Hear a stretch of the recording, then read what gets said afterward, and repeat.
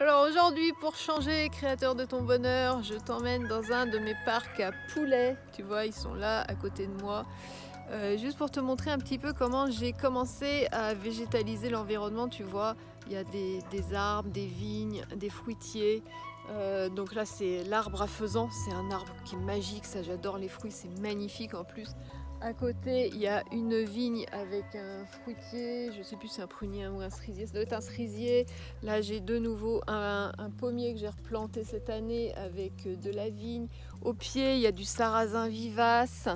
Là, c'est peut-être un cerisier à grappes, celui-là.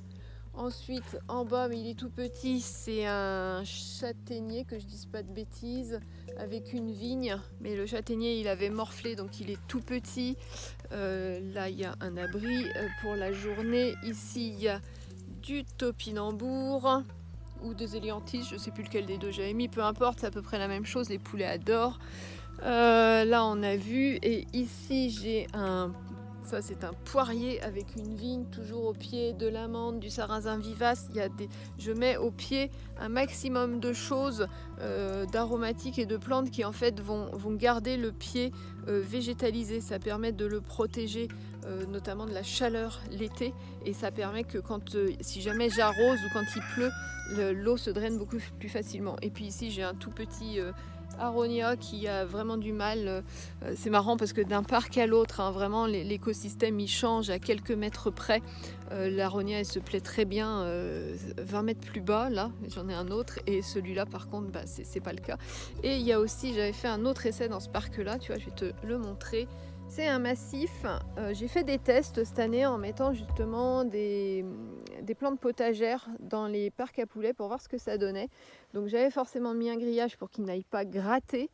Il y a une plante au milieu qui doit être ça doit être de mémoire, c'est un cerisier à grappes, donc ça va faire un arbre. Tu reconnais, il y a de la menthe, il y a une courge, il y a, ça je sais plus ce que c'est, mais à mon avis ça c'était pas volontaire, c'est une graminée. Il y a mes haricots géants là, il va falloir que je vais pouvoir les récolter, ceux-là aussi. Ah, ça m'en fait pas beaucoup à manger, mais ça sera toujours ça. Et je suis contente en fait de voir que les poulets ne touchent pas vraiment aux courges. Là, ils ont commencé à en picorer certaines feuilles parce qu'en fait, comme ils sont un peu rationnés en nourriture, parce qu'on est un petit peu short en nourriture en ce moment, au niveau des terrains, quoi, ça commence à être un peu la fin de saison.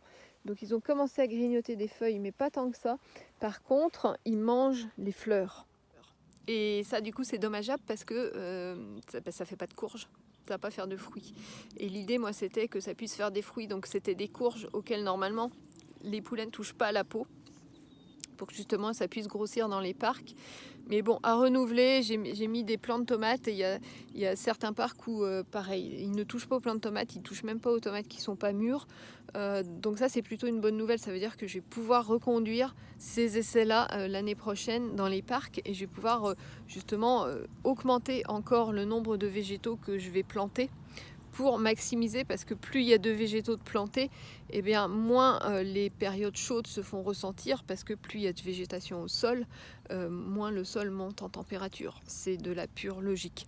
Un sol qui est tout dénudé, une pelouse bien tondue, bien sèche l'été, ça te renvoie une chaleur, ça dessèche le sol, ça dessèche toute la vie qui est en dessous, alors que si tu laisses le vivant reprendre un petit peu sa place, eh bien tu as beaucoup plus, tu as un environnement beaucoup plus sain, tu as beaucoup plus de vers de terre, tu as beaucoup plus de biodiversité, beaucoup plus de verdure, c'est beaucoup plus agréable, et beaucoup plus de fraîcheur aussi l'hiver. Et aussi beaucoup plus de fraîcheur l'été. Voilà, donc que ce soit pour ton poulailler, que ce soit pour ton potager, que ce soit pour ton jardin d'agrément, ta terrasse, ton balcon, peu importe, remets du vivant, remets de la vie dans ton écosystème, parce que c'est vraiment la base de tout. Voilà.